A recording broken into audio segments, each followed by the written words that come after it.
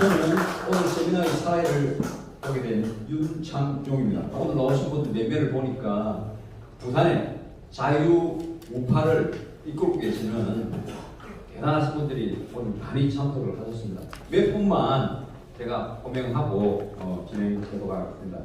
우리 부산의 자유 우파의 대표 주자십니다. 강도용 부산 시민연합 황인 대표님 오늘 참석하셨습니다. 그리고 정말 또 전설 같은 분이 오셨습니다. 대구 경북도민회 회장을 맡고 계시는 김정호 회장님 정말 대단하십니다. 그리고 자유청년연맹의 박봉철 우리 회장님 모셨습니다. 자유시민연합이 본 세미나를 개최하는 목적은 내년 총선에서 국민의힘 후보로 공천받고자 하는 분들을 초청하여 강의를 들음으로써 가장 뛰어난 후보를 공천받게 하고자 하는 목표를 가지고 있습니다. 그러나 이 세미나에서 하는 강의가 사전 선거 운동으로 인정받아 선거법 위반으로 간주되어서는 안 되므로 자신이 어디에 출마하겠다든지 자신을 지지할 것을 호소한다든지 하는 발언은 삼가해 주실 것을 바랍니다. 또한 본 세미나에서 강의하시는 분은 꼭 출마를 하시지 않더라도 시민단체를 비롯한 각 단체의 대표라든지 아니면 누구라도 시민들에게 자신의 의사를 발표하시고 싶은 분은 자유롭게 강의를 하실 수 있습니다. 다만 그 내용이 윤석열 정권의 성공에 반대되는 내용만 아니라면 문제없습니다.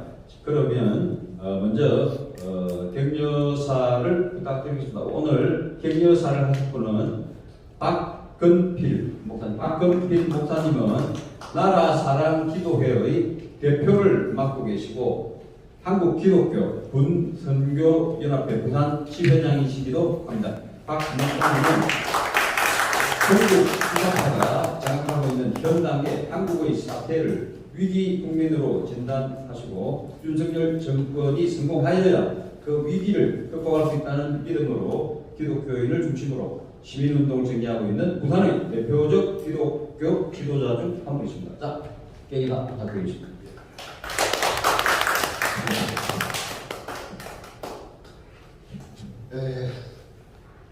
나를 사랑하고 우리 후손들의 앞날을 위해서 염려하시는 여러 어른들 앞에서 제가 말씀드리게 돼서 영광이자 또 송구한 마음이 큽니다. 저는 지금 소개받은 것처럼 목사로서 은퇴한 지 한 8년 됐습니다. 그래서 이제 정년 퇴직하고 하면서 그래도 지금 군선교회라든지 나라사랑 기도회라든지 이렇게 해서 기독교인들을 모아서 매달 한 번씩 이제 나라를 위한 기도회를 열고 또 예비역 기독군인들을 모아서 한 주에 한 번씩 나라와 민족을 위해서 또 정부를 위해서 윤석열 정부를 위해서 기도하면서 이렇게 우리가 힘을 합치고 있습니다.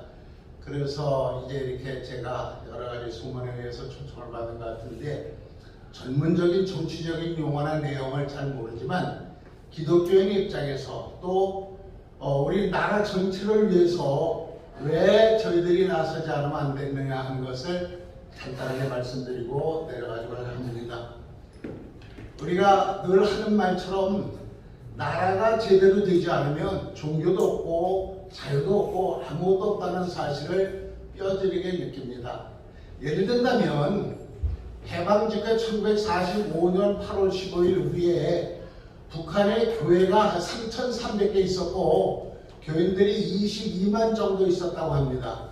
그런데 김일성이 공산주의자의 정권을 딱 잡으면서 몽땅 싹을 세워버렸어요. 그걸 다 공장이나 사무실이나 창고로 만들어버리고 딱 2개, 봉수교회, 칠곡교회, 외국 사람들에게 우리도 종교 자유 있다 하는 것을 과시하기 위한 선전용 2개밖에는 없더라 그런 말입니다.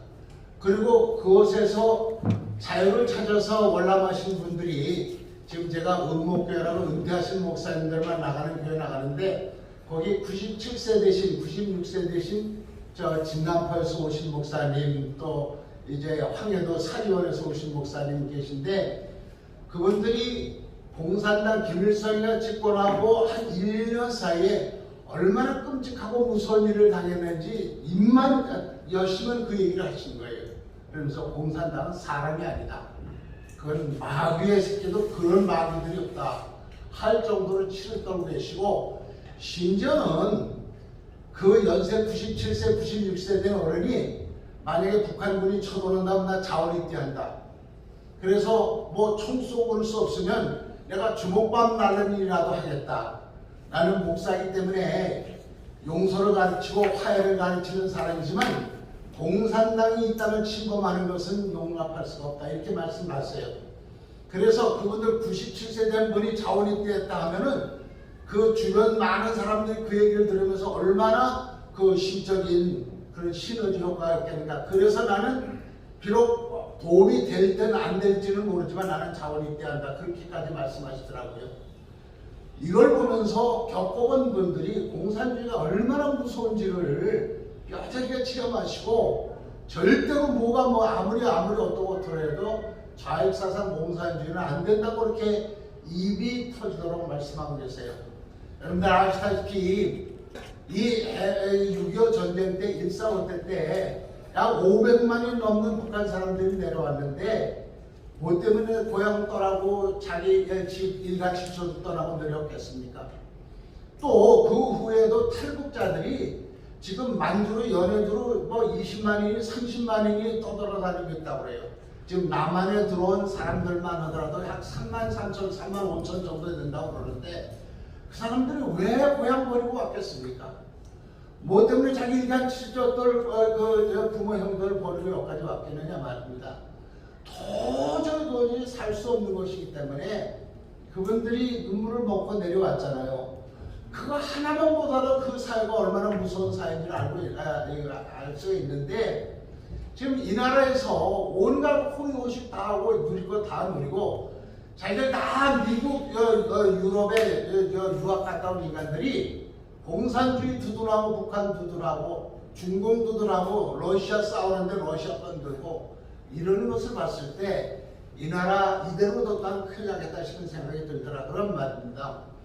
그런데 지금 문제는 지난번에 야당인 그러니까 더불어민주당에 170몇 석을 삼석인가를 주는 바람에 지금 뭐 사사건건이 뭘 죄다 법을 만들어 가지고 참 족쇄를 채우고 고통을 당하게 하고 그러는데, 내년 4월에 10일에 있을 총선에서 그걸 뒤집을 수 있는 유일한 방법은 국민의힘이 절대 다수 막 지금 저희 생각에서 200석 이상을 좀 차지해서 그 모든 악한 뿌리들을 있는 대로 다 골라내서 정상적인 나라를 만들지 않으면 안 되겠다 싶은 생각이 듭니다.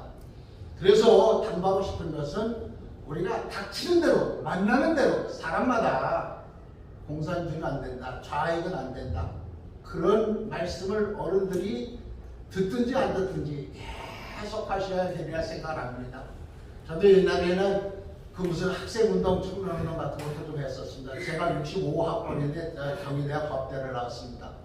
그런데 그때 SCM이라는 학생단체에서 그때 박형규, 유동식, 서남동 이런 그때 당시 좌파의 대표적인 그 교수들 밑에서 배운 사람인데 꾸준하게 아주 집요하게 청년들을 가리키더니 결국 이 모양이 됐다 그런 말입니다. 그러므로 여기 계신 어르신들 또 이 선거자 여러분들께서도 요즘 애들이 듣나 뭐 어른들이 말하는 거 듣나 그러지 말고 듣든지 안 듣든지 계속 말씀하셔서 결국은 이 사회가 정상으로 돌아올 수 있도록 애써주시길 바랍니다. 정치학을 한 그런 분들이 얘기를 할 때 민주주의라는 것은 우민 정치다. 백성들은 자세한 내용도 모르고 앞으로의 어떻게 될지 결과를 생각해보지도 않고 누가 혹하는 얘기하면 거기 확 몰려가면서 밀려다니는 그런 우민 정치다. 민주주의가 제대로 된 정치는 철인 정치여야 한다. 그렇게 말을 했습니다. 그래서 정말 지혜가 있고 용기가 있고 앞날을 향할 수 있는 그런 담력 있는 분이 아무리 백성들이 뭐라 해도 이대로 가면 이건 안 된다. 우리나라에 큰 손해가 된다 하는 철학을 가지고 목표를 가지고 담대하게 밀고 나갈 수 있는 그런 지도자가 필요한데, 지금 여러분들 보실 때 우리 윤석열 대통령 참 잘하고 있지 않습니까? 너무너무 그런데 이분이 힘있게 일할 수 있도록 정말 전국에 그래서 지금 저희도 지난번에 아들들하고 막 지금 이남이요 저 자녀가 있는데 아들이 인천에서 선생님으로 하고 있는데 이게 맨날 전교조들하고 이제 어울려 다니다 보니까 그런 얘기 자꾸 하더라고요. 그러니까 이놈의 새끼 그딴 시간에 전화도 하지 말고 오지도 말라고 막 소리 지르고 그랬는데 어쨌든 간에 그러거나 말거나 얘기를 했더니 좀 들었더라고요. 계속 설득을 하고 그리고 제가 책도 써서 이렇게 이제 보내주고 그렇게 했는데 그렇게 해서 우리가 이거는 양보할 수도 없고 눈치 볼 수도 없는 절대절명의 그런 사건이기 때문에 여러분들 끝까지 최선을 다해서 이 윤석열정부 성공할 수 있도록 기도하시고 힘있게 밀어주시기를 부탁드립니다. 감사합니다. 부산 기독교를 대표하시는 우리 박금태 목사님께서 굉장히 멋지게 해주셨습니다. 여러분들 잘 아시다시피 우리 기독교의 그 파워가 정말 대단합니다. 이 기독교가 우파의 중심에 있어서 이 나라를 잘 이끌어주시고 계십니다.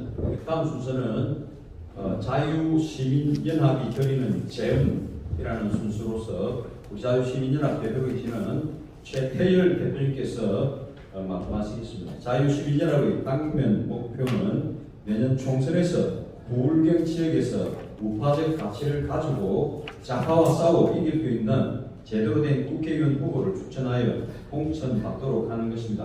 그와 동시에 좌파와의 치열한 이념 전쟁을 치르고 있는 현재 우파의 승리를 위한 전략 전술을 모색하고 있습니다.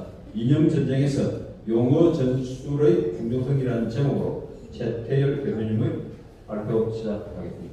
오늘 제가 드린 말씀을 이렇게 정리를 한 겁니다. 1번을 한번 보세요. 1번.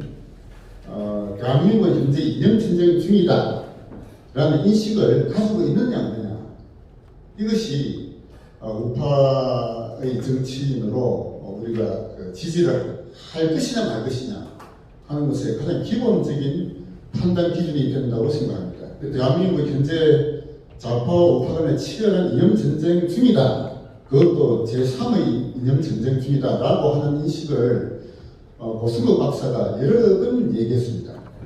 저는 거기에 전적으로 동의하고 있습니다. 제1의 이념 전쟁은 미군정 3년기입니다. 미군정 3년기에 이승만 박사를 중심으로 한 우파 인사들과 김일성, 박헌영을 중심으로 한 좌파 공산주의자들 간의 치열한 이념 전쟁을 겪었죠. 거기에서 대한민국이라는 자유로운 나라를 건국한 것이 제1의 이념 전쟁에서 승리한 결과를 나타냈습니다. 제2의 이념 전쟁은 박정희와 김일성의 싸움이죠. 경제적 승과. 김일성도 공산주의의 목표가 뭐냐? 인민들에게 이밥에 고깃국을 먹이는 게 공산주의의 목표다라고 얘기했어요. 그런데 그 결과가 어떻게 됐습니까?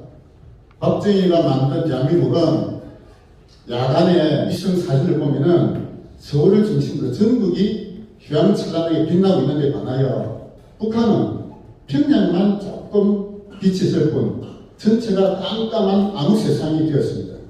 그 박정희와 김일성의 싸움은 박정희의 완승으로 끝났죠. 지금은 제3의 이념 전쟁 중이다 라는 것이죠. 이 전쟁에서 과연 어느 쪽이 이길 것인가 하는 것이 우리 아이들의 미래를 결정하는 결정적인 관건이라고 생각합니다. 그래서 2번 한번 보세요. 2번. 자, 지금이 좌파와 우파 간의 치열한 이념 전쟁이다 하는 인식을 가장 기본적으로 가지고 있어야 되는데, 그러면은 이 전쟁에서 승리를 하려면 어떻게 해야 되느냐? 전쟁에서 승리하는 게 그냥 무작정 가서 뭐 총 들고 몸으로 싸우고 이것만 해서 안 되잖아요. 전략 전술을 제대로 세워야 됩니다. 지피지기가 가장 기본적인 출발점이라고 보는 것이죠. 좌파의 전략이 과연 뭔지, 거기에 대해서 우파는 어떻게 대응하고 승리할 전략을 꾸며야 되는지, 이런 전략 전술이 있어야 되는 거예요. 그 전략 전술을 수립을 해야 되는 책임을 지고 있는 곳이 어디냐? 저는 국민의힘의 현재 정책기관에 관한 레이더 연구원이 그 역할을 맡아야 된다라고 생각하고 있습니다. 그런데 과연 현재 여의도 연구원이 그 역할을 맡고 있느냐? 저는 그 역할을 거의 맡고 있지 못하다고 생각합니다.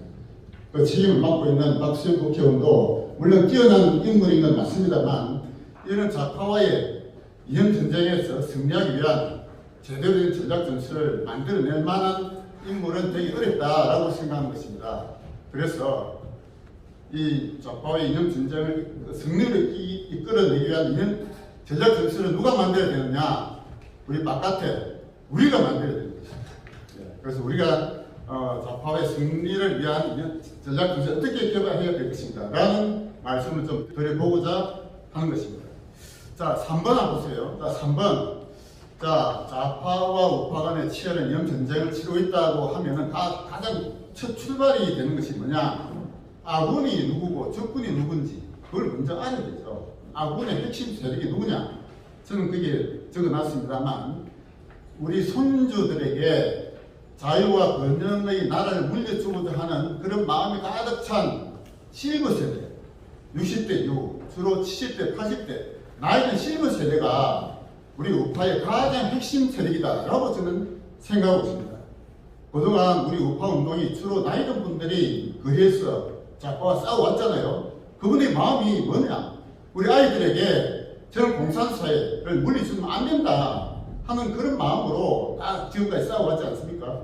그래서 이 60대, 70대, 80대 실버 세대야말로 이 이념 전쟁에서 가장 강력한 우리의 핵심 부대다라고 저는 생각하는 것입니다. 제가 올해 우리나라 나이로 이제 70이 됐습니다. 예, 54년생인데요.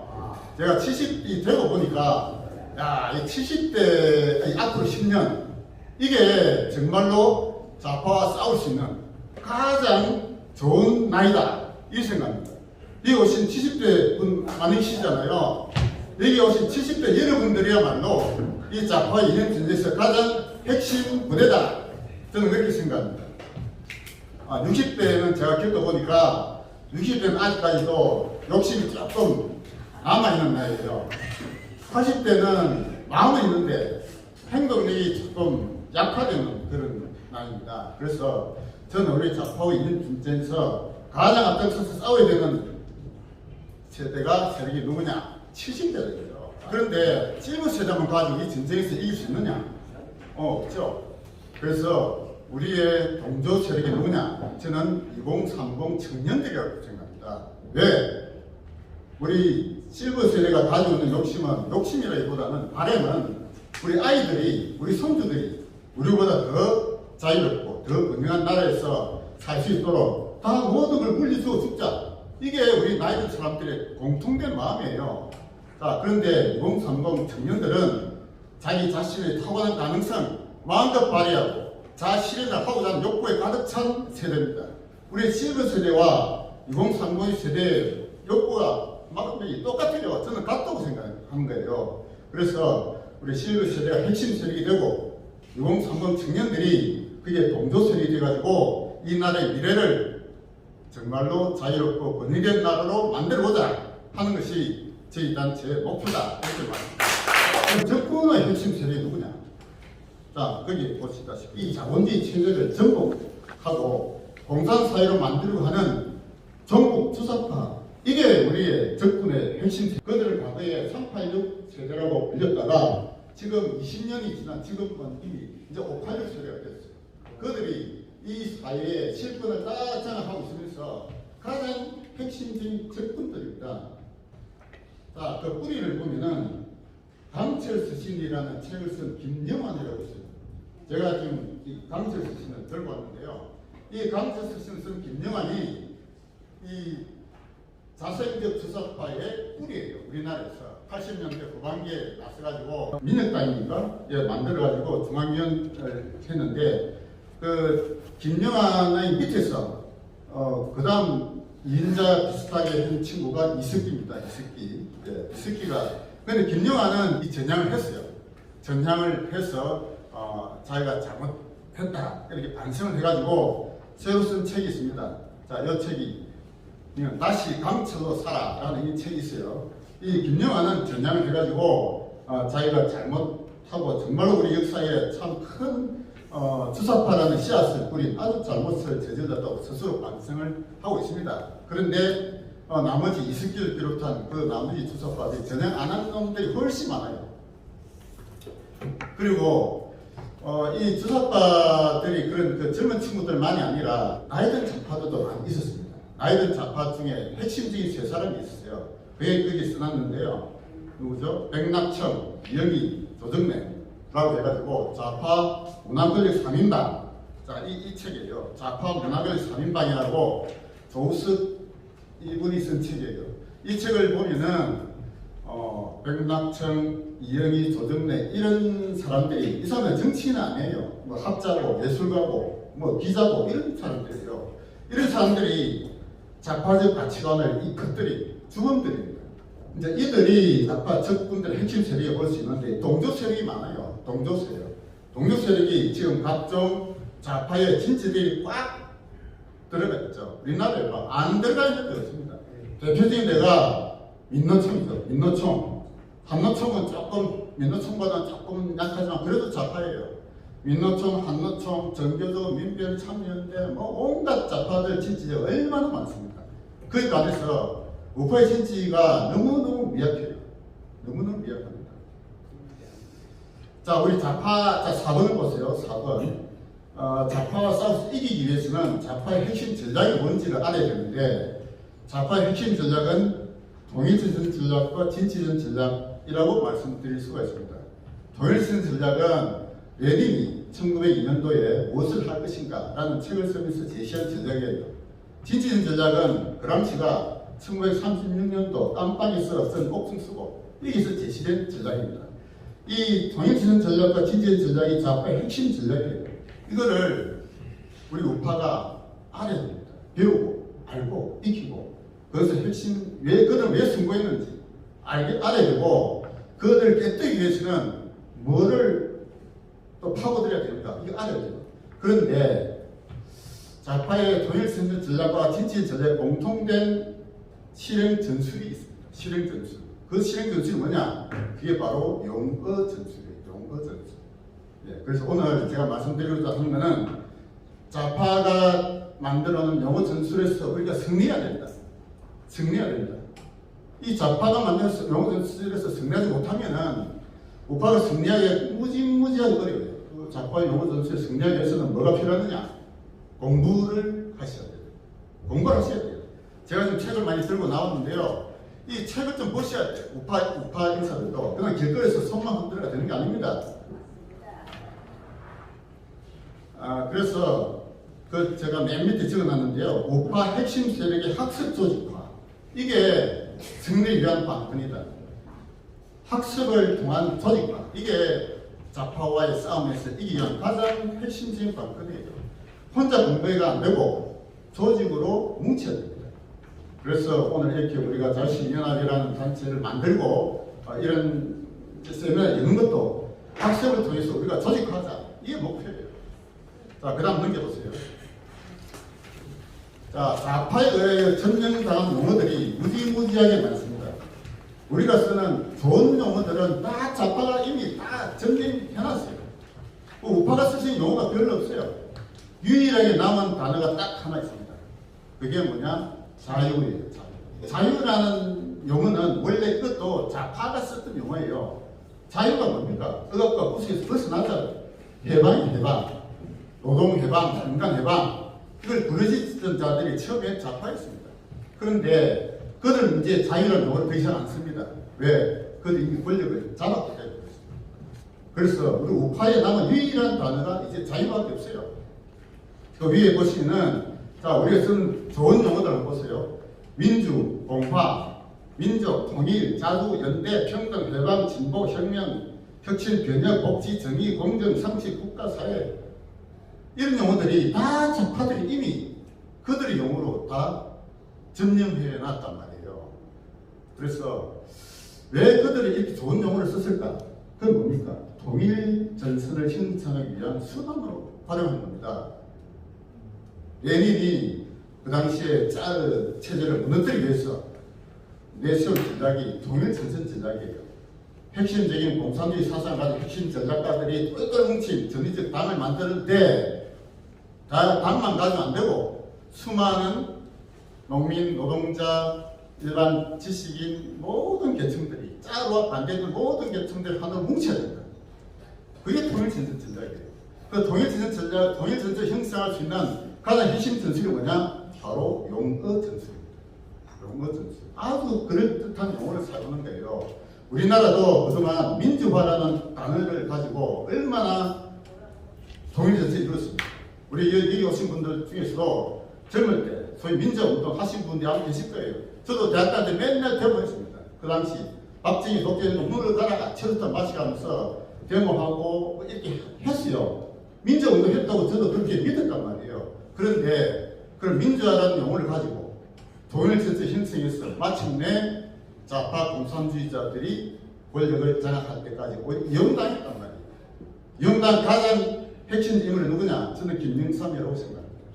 김영삼이 민주화운동 우파의 핵심 인물로 이 대통령까지 했지만 김영삼 대통령 때 좌파들을 수용하는 바람에 좌파들이 떨치고 이 좌파가 살아난 그런 그 시대였죠. 일본 보세요. 일본의 민주주의라는 단어를 가지고 이것은 무조건 최상의 가치다. 그렇게 알아봤어요. 민주화운동 했다면은 누구도 반론을 제기하지 못한 그런 것이 지금도 그렇게 하고 있잖아요. 좌파들이. 예? 그들 모두 젊을 때 민주화운동 했다. 그래서 보상을 받아야 된다. 얼마나 많은 국가 공금을 그들이 받아갑니까? 그 민주화운동 했다는 그것만 가지고. 5.18도 그렇게 지금 돼 있잖아요. 그런데 민주주의라는 게 사실은 아주 달콤한 외양을 가지고 있습니다. 사실 그 속에는 뭡니까? 늑대가 들어가 있는 그런 거예요. 양의 이탈을 쓴 늑대가 민주주의, 민주화라는 용어를 사용했던 겁니다. 그거는 처음부터 좌파가 사용했어요. 자, 거기 보시면은 공산당 선언이라고 있습니다. 공산당 선언. 거기에 읽어보시면은 그 속에 공산혁명의 첫 걸음, 이 뭐냐? 민주주의다. 이렇게 들어가 있어요. 공산당 선언 읽어보시면 그 문구가 나옵니다. 그리고 1848년도 공산당 선언 발표하기 바로 전에 앵겔스가 공산주의란 무엇인가라는 원칙을 쓴 책이 있습니다. 이게 마르크스 앵겔스 전집에 제가 지금 기록을 가지고 있는데요. 여기에 보면은 명백가 있습니다. 공산혁명의 첫 단계가 뭐냐? 민주주의 혁명이다. 이렇게 나와 있어요. 그래서 민주주의라는 뭐냐? 자, 저는 그게 심하지만 민주주의라고 우리가 번역을 그렇게 민주주의라고 했는데 이 잘못된 번역이에요. 아마 일본 사람이 번역한 걸로 제가 그렇게 알고 있는데 저도 주의라는 말을 붙이려면은 원래 ISM, 이즘이 들어야 됩니다. 근데 민주주의 이즘이 아니잖아요. 민주주의 원어가 뭡니까? 데모크라시예요. 데모크라시. 크라시라는 거는 어떤 가치를 내포하는 그런 이즘이 아니란 말이에요. 이거를 근데 주의라는 민주주의라는 말을 붙임해가지고 마치 민주주의가 가치를 내포하는 아주 좋은 용어처럼 잘못 알려져 있는 거예요. 그래서 저는 민주주의 용어 자체가 잘못됐다. 뭐라고 번역해야 되느냐? 데모크라시는 대중정치라고 번역해야 됩니다. 크라시가 붙은 말은 세 가지 단어가 있어요. 오토크라시, 아리스토크라시, 데모크라시 세 단어가 있는데 오토크라시는 독재정치, 아리스토크라시는 귀족정치라고 번역하잖아요. 데모크라시는 대중정치라고 번역했어야 합니다. 그런데 이걸 민주주의라고 잘못 번역하는 바람에 마치 민주주의가 아주 높은 가치를 가진 단어처럼 잘못 알려집니다. 그 잘못 알려진 대표적인 인물이 누구냐?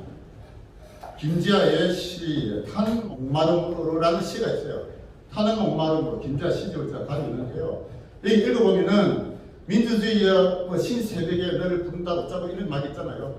그러면서 민주주의라 말로 민주주의를 위해서 나는 목숨을 바칠 만한 아주 위대한 가치로 김지아가 노래하고 있습니다. 근데 김지아가 또 나중에 반성했죠. 그래서 저는 이렇게 주장합니다. 민주주의라는 말 자체 잘못된 번역이고 그래서 우리나라의 핵심 가치 자유민주주의에서 민주주의를 떼라야지. 떼버리라. 민주주의가 아니다 입니다. 우리나라의 핵심 가치는 자유주의라고 표현됩니다. 그래서 자유주의에 대한 가치를 앞으로 저희가 또 시간 나면 학습을 앞으로 해 나갈 거예요. 자, 그 다음 이번 보세요. 공화주의라고 하는데요. 공화주의라는 말도 아주 좋은 말처럼 들리죠. 근데 이것도 사실은 좌파적 용어입니다. 좌파 용어예요. 공화주의를 설명한 책이 대표적인 두 권이 있습니다. 이게 필립 패티시라는 인물이 쓴 신공화주의라는 책이 있고 비롤리라는 인물이 쓴 공화주의라는 책이 이 두 권이 우리나라에도 뭐 공화주의에 대한 책이 여러 권 나와 있는데 원래 공화주의에 대한 그 고전은 이 두 권이에요. 이 두 권을 보시면은 이것도 사실 좌파의 개념입니다. 개인이 아니고 집단, 공동체를 앞장서는 용어예요. 그러다 보니까 공화주의라는 게 역사적으로 의미가 있어요. 프랑스 혁명, 미국 혁명, 공화주의가 왕정에서 공화주의로 넘어가는 그런 의미가 있는데 현대에 들어서 이게 뭐냐? 공산국가를 지칭하는 단어가 됐습니다. 북한이 이게 뭡니까? 조선 민주주의 인민공화국 중공이 나라의 뭐예요? 중화인민공화국이에요. 근데 북한에서 내려온 사람들이 뭐라고 하느냐? 뭐라고 합니까? 공화국에서 왔다. 이런 말을 쓰죠. 공화국이라는 말은 다시 공산국가라는 뜻입니다. 근데 지금 우리나라에서 뭣도 모르는 사람들이 공화주의가 아주 우파적 가치 있는 거니까. 그 다음 보세요. 3번 보수화시고 지금도 우리 우파를 스스로 보수라고 하는 사람이 많잖아요. 굉장히 잘못됐다고 생각합니다. 이 바른청년연합에서 보수주의에 대한 그걸 가치를 지금 얘기하고 있는 거 알고 있는데 저는 공부를 좀 더 하셔야 된다고 생각합니다. 보수주의의 그 핵심은 어디서 나오느냐? 저희 프랑스 혁명에 관한 성찰이라고 이게 에드먼드 버크가 쓴 책이 있어요. 프랑스 혁명의 성찰. 이게 1790년도에 쓴 책인데 프랑스 혁명이 1789년도 일어나고 그 1년 뒤에 에드먼드 버크가 너무너무 지금 안 됐다. 프랑스 혁명같이 완전히 뒤집어 엎는 것은 잘못이다. 우리의 전통적 가치를 살려야 된다. 라고 쓴 책이 바로 이 프랑스 혁명에 관한 성찰이에요. 여기서 어떤 가치를 주장했느냐? 두 가지입니다. 교회와 왕정 두 가지예요. 교회와 왕정의 전통적 가치는 우리가 살리고 점진적인 개선을 해야 된다. 이게 에드먼드 버크가 주장한 거예요. 그래서 에드먼드 버크가 보수주의 원조로 불리고 있습니다. 그런데 이 서구에는 보수주의가 의미가 있어요. 서구의 보수주의 뿌리가 뭐냐? 저는 종교개혁이라고 생각해요. 종교개혁이라는 것은 루트가 1517년도에 95개조 반박문을 걸면서 시작됐잖아요. 그러면서 가톨릭과 신교 간의 치열한 종교 전쟁이 벌어졌습니다. 근데 루트의 종교개혁은 뭐냐? 사제와 목회의 역할을 바꾼 거예요. 그전에는 그 가톨릭에서는 사제는 하나님의 뜻을 대신 전달하는 자, 대신 전달자였어요. 선지자면서 전달자였는데 루트는 아무 생각이 아니다.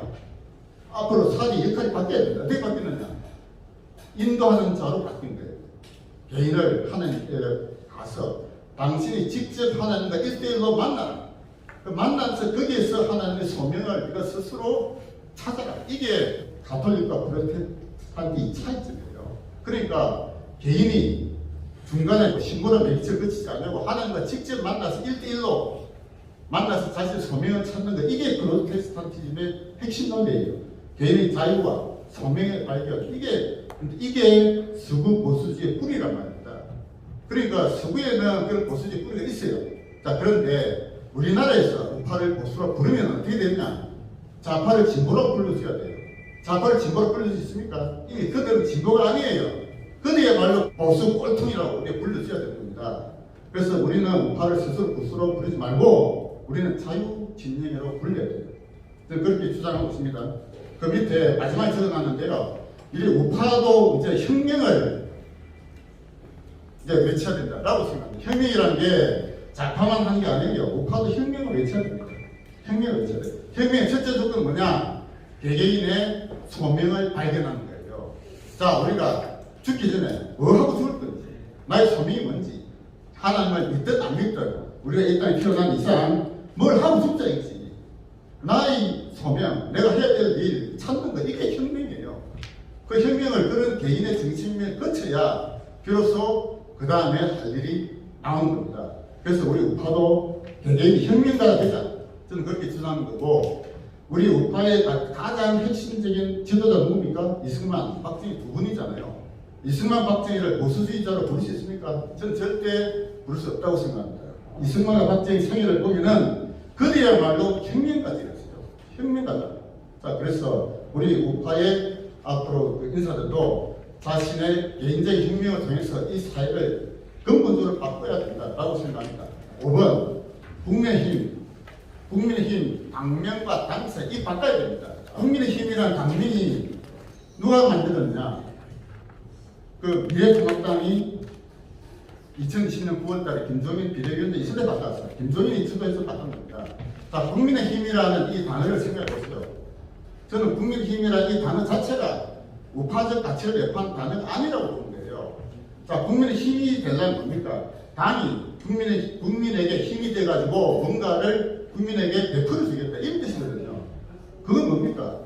국가와 당이 뭔가를 만들어서 국민들에게 베풀어 줄 테니까 국민들은 그걸 그냥 시혜를 받아내는 겁니다. 이거 원래 좌파적 가치예요. 단어 자체가 있습니다. 국민의 힘이 돼서는 안 되고 국민 스스로 자신의 소명을 발견하고 스스로 뛰어나도록 일깨우는 게 이게 진짜 우파적 정당이 돼야 됩니다. 그래서 국민의 힘이란 이름도 잘못됐다 저는 생각하고요. 당책이 지금 뭡니까? 빨강이잖아요.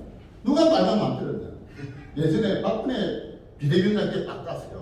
저는 박근혜 대통령 참으로 참 마음 아파하고 그분을 단일시키는 너무나 잘못됐다고 생각하지만 박근혜 대통령도 잘못한 게 여러 가지 있습니다. 그 중에 가장 잘못한 게 저는 당색을 빨강으로 바꾼 거라고 생각해요. 빨강이는 뭡니까? 원래 파랑이 있잖아요. 파랑이 빨강으로 바뀐 게 이 잘못된 거예요.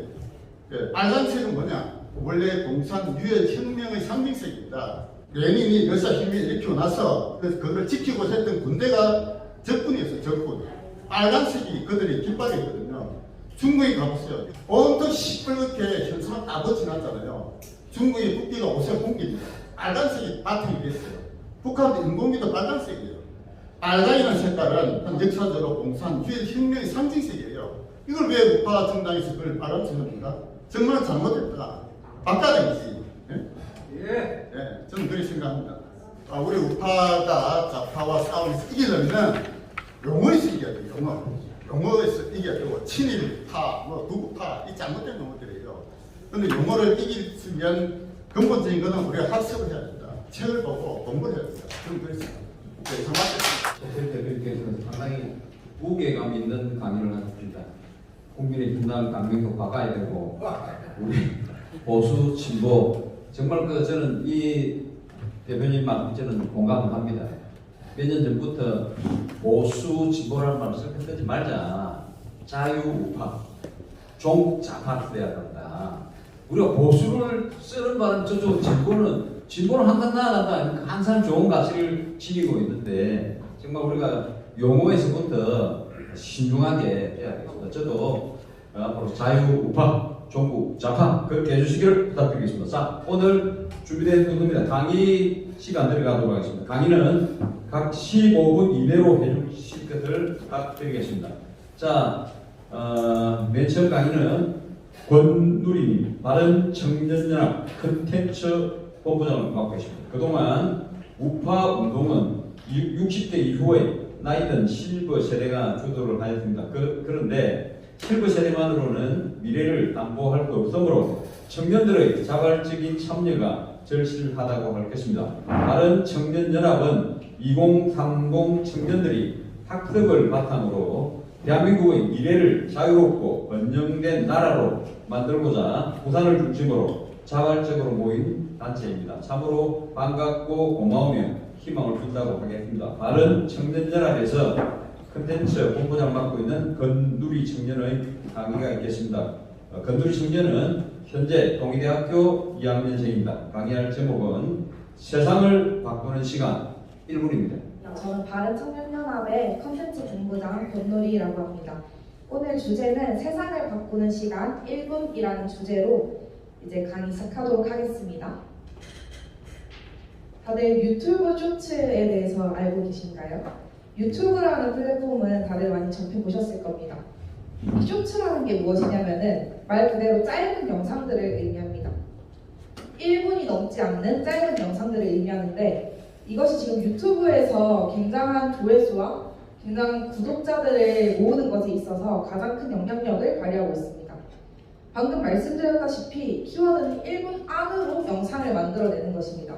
이게 어떻게 의미가 있을까? 1분 안에 얼마나 많은 내용을 전달할 수 있을까? 과연 그게 전달력이 있을까? 등의 다양한 의문이 생기시겠지만 그것들이 얼마나 영향력을 가지고 있는지 또 어떻게 저희가 활용하고 있는지 그것을 통해서 무엇을 하려고 하는지를 지금부터 발표하도록 하겠습니다. 네, 보시면요. 통계입니다. 유튜브 주 시청 컨텐츠 포맷이라 해가지고 쇼츠의 88%가 되어 있습니다. 최근 크리에이터 전문 기업인 콜랩아시아가 1,500여 개의 채널을 분석한 자료를 발표했습니다.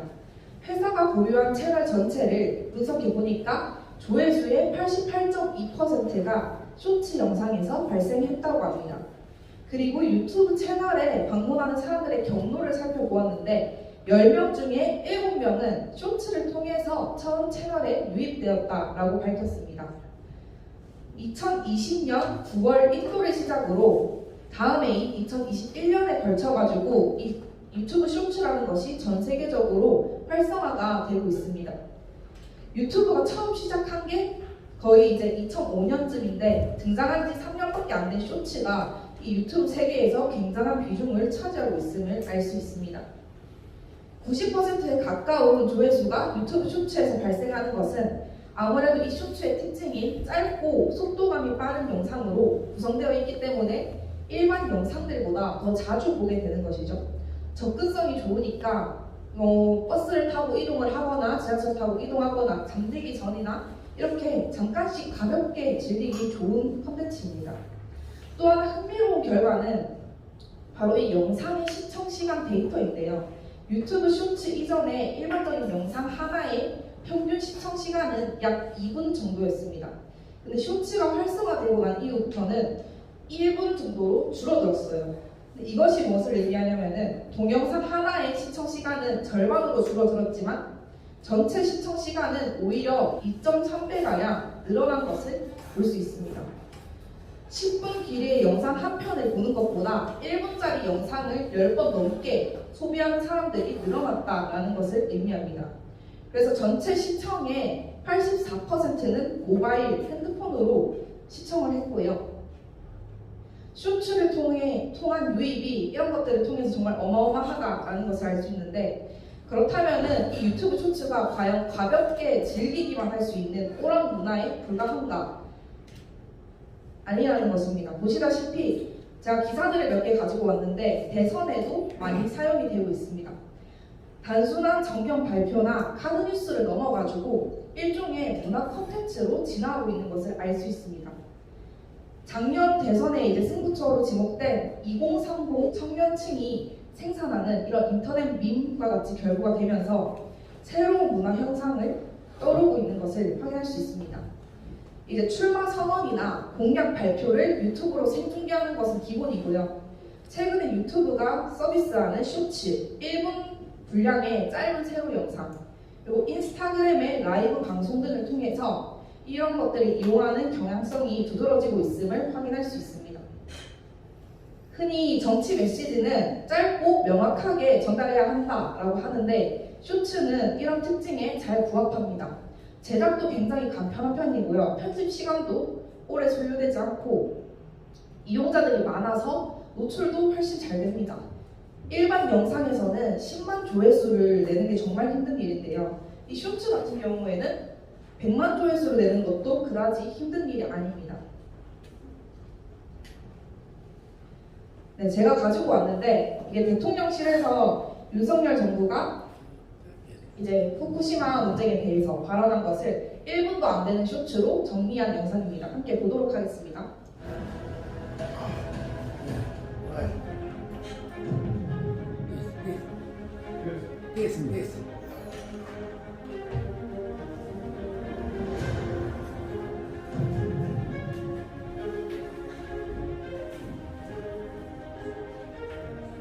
관계 도원 문제를 조속히 털어내고 한일 관계를 안보, 경제, 문화, 의료를 활성화시키는 것이 절실하다는 것에 대해서 분명히 있습니다. 군대의 오부치 정신을 위승해서 미래지향적으로 협력을 하겠습니다.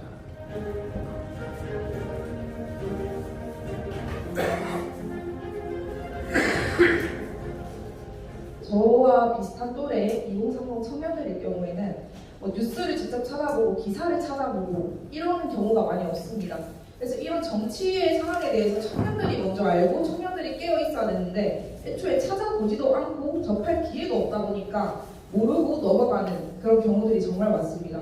근데 이런 영상들은 주로 2030 청년들이 자주 이용하는 플랫폼을 통해서 노출이 되기 때문에 한 번쯤 볼 수 있는 겁니다. 시간이 그렇게 길게 들어가는 것도 아니고 1분도 안 걸리는 영상을 짧게 소비할 수 있기 때문에 이런 것들이 청년들에게는 굉장히 유익할 수 있는데요. 그럼 저희 바른청년연합에서도 이런 쇼츠들을 만들어내고 있습니다. 저희가 주로 만들어내고 있는 주제가 3가지가 있는데요. 첫 번째로는 이승만 쇼츠입니다. 이승만 대통령에 대한 오해를 풀고 잘못된 역사를 바로잡기 위해서 청년들이 책도 읽고 공부도 해가고 스터디를 해가면서 대본을 쓰고 자료를 가져오고 그걸 또 편집을 거쳐가지고 업로드되고 있습니다. 두 번째로는 이 페미니즘과 젠더에 대한 영상인데요. 페미니즘은 정통적이고 정상적인 성 개념 그리고 가족 개념과 문화를 파괴하고 있습니다. 이런 것들이 정치적으로 이용되면서 사회를 위태롭게 만들고 있습니다. 이런 것들을 특히 여성들이 많이 이용당하고 있는데요. 바로 알게 하고 바로 가치관으로 깨울 수 있도록 지금 촬영과 대본을 쓰는 것 그리고 녹음하는 작업, 편집까지 직접 하고 있고요. 세 번째로는 번역 영상인데요. 한국뿐만이 아니고 이 정치라는 것이 외국에 있는 것들도 우리가 모든 것을 알아야 하고 그러면서 보는 눈을 키워야 하는데 조던 피터슨이나 벤 샤피로 같은 이런 미국의 유명한 보수주의 인플루언서들 이런 분들의 영상을 가지고 와서 저희 청년들이 직접 번역을 합니다. 영어 공부도 하면서 이런 가치관들에 대해서도 공부를 하고 나누고요. 이것을 편집을 통해서 업로드하는데 여기 보이는 피해의식을 조던 피터슨과 상담해보자 이 제목의 영상은 저희 유튜브 채널에서 지금 100만 뷰가 넘는 조회수를 기록하고 있습니다. 이 제목이 이승만은 런승만일까? 이렇게 지금 20대 청년들이 이승만 대통령을 많이 비하하는 용어로 쓰는 용어입니다. 도망간 이승만에서 런승만 이렇게 부르는데 여기에 대한 오해를 1분 안에 풀 수 있도록 제작한 영상입니다. 우리는 흔히 이승만 전 대통령이 국민들을 버리고 도망갔다고 알고 있습니다. 그러나 결론부터 말하자면 이는 사실이 아닙니다. 6.25 전쟁 발발 당시 조경호 경무부장은 이승만 대통령에게 피난을 요청합니다. 이는 당시 국가원 수단이 잘못될 경우 북한에게 재판 통일의 기회를 주는 것과 다름이 없는 상태가 되어버리기 때문입니다. 이에 이승만은 서울에서 남하는 특별 열차에 탑승합니다. 그러나 대구까지 갔을 때 이승만은 다시 대전으로 올라와 조금이라도 서울과 가까운 곳으로 가야 한다고 부탁했습니다. 이에 민채원은 전국 군인이 하고 대통령은 포항에서 진리하는 것이라며 이승만을 설득합니다. 만약에 이승만이 단순히 자신의 목숨만을 부지하기 위해 도망친 런승만이었다면 이런 행보들은 설명이 되지 않겠죠. 지금 짧은 콘텐츠들을 계속 청년들에게 노출시키면서 저희가 그냥 받아들이기에 어려운 정보들을 이런 것들을 통해서 자연스럽게 지금 좌파 쪽에서 진짜 잘 하고 있는 것들이죠. 이런 것들을 세뇌시키는 일 이런 것들 계속 노출이 되고 계속 이런 문화들이 활성화되어야 우리 청년들이 깨어날 수 있습니다. 다음 영상 같은 경우에는 이제 페미니즘과 젠더를 주제로 다루는데 페미니스트인 친구들의 그 특징을 보면요. 결혼도 안 하려 하고요. 연애도 안 하려 하고요. 그리고 아이는 당연히 안 낳으려 하고요. 남성 혐오 이런 것들에 찌들어 있습니다. 그래서 여기 비연애를 다룬 주제로 한번 보도록 하겠습니다. 여러분들이 연애를 못하는 이유는 무엇일까요? 돈이 없어서? 성격이 안 좋아서? 못생겨서? 물론 그 모든 게 이룰 수 있어요. 하지만 더 중요한 이유가 있습니다. 그건 바로 여러분이 갖고 있는 연애에 대한 환상 때문이에요. 우리는 영화 드라마를 보면서 이런저런 연애를 구경합니다. 그러면서 작품 속에 등장하는 등장인물에 우리를 대입하게 되죠. 그렇게 되면 우리는 연애에 대한 판타지를 갖게 됩니다. 바로 완벽한 연애라는 판타지 말이에요. 사람이라면 누구나 부족한 부분이 존재해요. 인생은 편집된 작품도 아니고 각본대로 흘러가는 작품도 아니잖아요. 그러니까 부족한 부분이 있을 수밖에 없죠. 여러분, 누군가를 사랑할 때 완벽해서 사랑하는 게 아니에요. 사랑은 너와 나의 부족한 부분도 기꺼이 받아들이고 채우는 거예요. 여러분들이 상상해온 완벽한 연애를 꿈꾸지 마세요. 여러분이 그 꿈에서 깨어나는 순간 사랑하는 나와 내가 사랑할 다른 사람의 눈에 들어올 거예요. 여러분은 어떻게 생각하시나요? 좋아요 눌러주시고 댓글에 의견을 알려주세요. 네, 지금 미디어들을 보시면요. 동성애, 연애하면 안 돼, 결혼하면 안 돼, 애 낳으면 안 돼 이런 것들이 너무나 자연스럽게 흘러가고 있습니다. 이런 자연스러운 주류 문화들이 형성되었습니다. 이런 것들은 흐름을 깨버리고 바꿔보자. 그 청년들에게 너무 부담스럽게 다가가면 또 더 오히려 반발심이 드니까 하나하나씩 차근차근히 자연스럽게 설득하기 위해서 이런 것들을 계속 만들고 있고요. 다음으로 넘어가 주시면은 아까 말씀드렸던 번역 영상입니다. 이 영상이 그 100만 회가 넘는 조회수를 기록한 영상인데요. 함께 시청하도록 하겠습니다. And wanted to look at my grades. That was racism being played out in real time, and that they were trying to express how different I was and really belittle me. This would happen all the time to me in school. Kids would walk up and go, "Oh, I love your curly hair. Can I touch your hair?" And that was evil to me. That was racism shining right in my face. So you can imagine how bad that was for me, believing these things as a young person. Interesting, that tone of voice that you used there when you were talking about those kids that would come up to you, the way you did it was by acting out the vocal intonations of a curious kid, not as someone who's Yes. being mean. What do you now think those kids were doing? And what do you think would have been a better way for you to look at that when you were a kid? The best way I could have looked at that as a child was, oh my gosh, somebody is displaying interest in me. How wonderful a thing that somebody saw something that was different to what they normally saw and felt the need to point that out and to ask me about it. They were genuinely curious about how my hair came to be this way. And if I viewed the world in that light, I would have been such a happy little child. And unfortunately, I had the exact opposite experience. 네, 여기까지 번역 영상 시청했고요. 네, 이게 지금 저희가 운영하고 있는 채널 3가지인데요. 첫 번째, 이 바른말, 옳은말 채널에 외국에 있는 영상들을 가지고 와서 직접 번역하고 편집해서 올리는 영상들이 올라가고, 이 바른 청년연합 채널에 이승만 쇼츠가 올라가고 있습니다. 그리고 이 정상가족부, 우리가 이런 비정상적인 사회의 흐름을 깨버리고 다시 정상적인 사회로 돌아가자, 정상적인 가정으로 돌아가자 라는 의미에서 이름을 지었고, 이 정상가족부를 페미니즘과 젠더, 비혼주의, 비연애주의 이런 것들을 주제로 다루고 있습니다. 네, 저희가 이런 활동들을, 이런 채널들을 운영함으로써 올바른 가치관을 전할 수 있도록 노력하고 있습니다. 이런 활동들을 하고 있는, 제가 속해 있는 이 바른 청년연합에 대해서 잠깐의 소개와 함께 이런 후원 광고를 잠깐 하고 발표를 마치도록 하겠습니다. 네, 저희 바른 청년연합은 부산, 울산, 경남 지역을 대표하는 청년단체입니다. 나라와 민족을 위해 비전을 품은 청년들의 자발적인 헌신으로 운영되고 있는 단체입니다. 저희의 비전은요, 이 나라의 정치, 경제, 사회, 문화, 교육, 이 모든 분야에서 청년 오피니언 리더를 세우고 그 청년들이 바른 가치관과 올바른 정신으로 이 기성세대들이 물려준 이 나라를 정말 열심히 아름답게 가꿔갈 수 있도록, 그런 것들을 할 수 있도록 소리내는 단체입니다. 바른 청년연합은 이제 대한민국을 회복시키는 일에 앞장설 수 있도록 지금 청년들이 모여서 함께 헌신하고 있고요.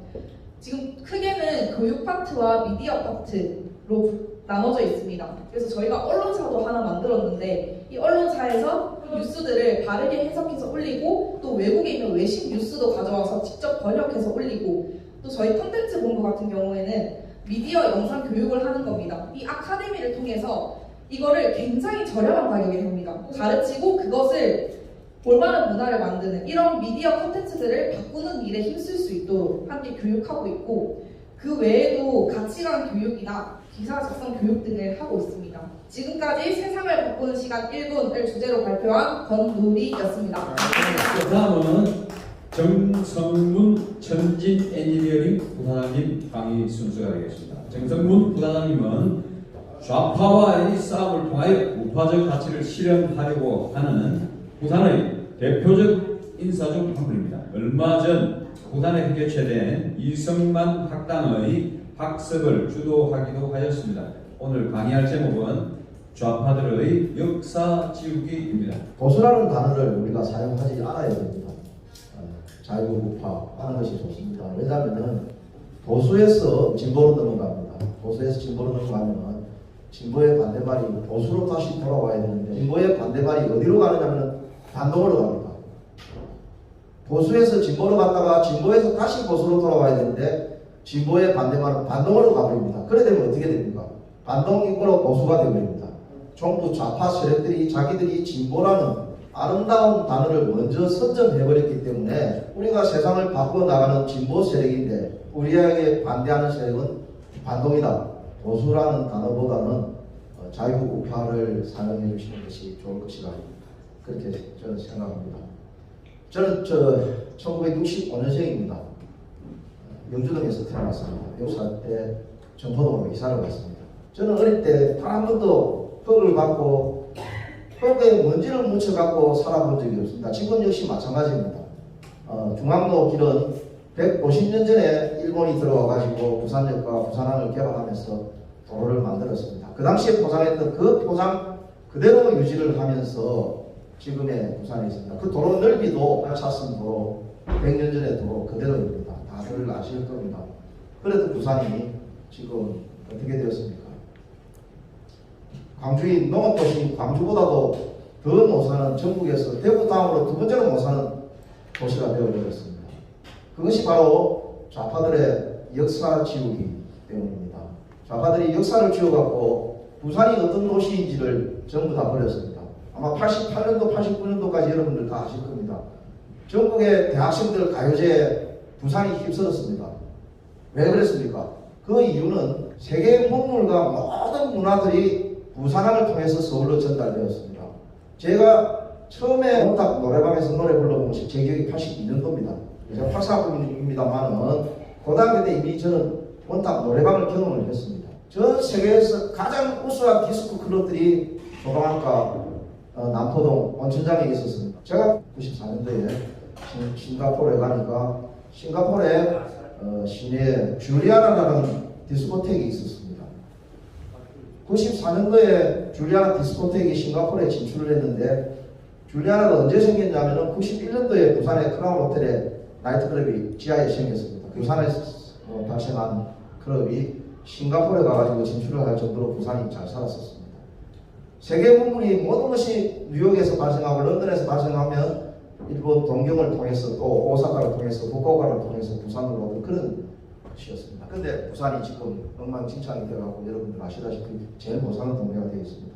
용두산 공원이 운암공원이었는데 60 몇 년도인가 그 용두산 공원은 명칭이 바뀐 걸로 저는 알고 있습니다. 이승만 대통령이 6.25 전쟁 때 부산에 임시 수도를 정리하고 계시면서 부산을 발전을 시킬 수 있는 계기가 되었는데 그 운암공원을 60년대에 오 세력이 이름을 바꿔가지고 운암을 역사로 지었습니다. 그리고 63년도에 또 화폐 개혁을 하면서 환에서 원으로 바꾸면서 지폐를 다 바꿨습니다. 어릴 때 부산 데파트에 여기 보면은 2층에 우표 같은 거 수집하는 가게가 있었습니다. 거기 가보면 제 기억에 이승만 대통령 사진이 있는 지폐를 구경했던 기억은 있습니다.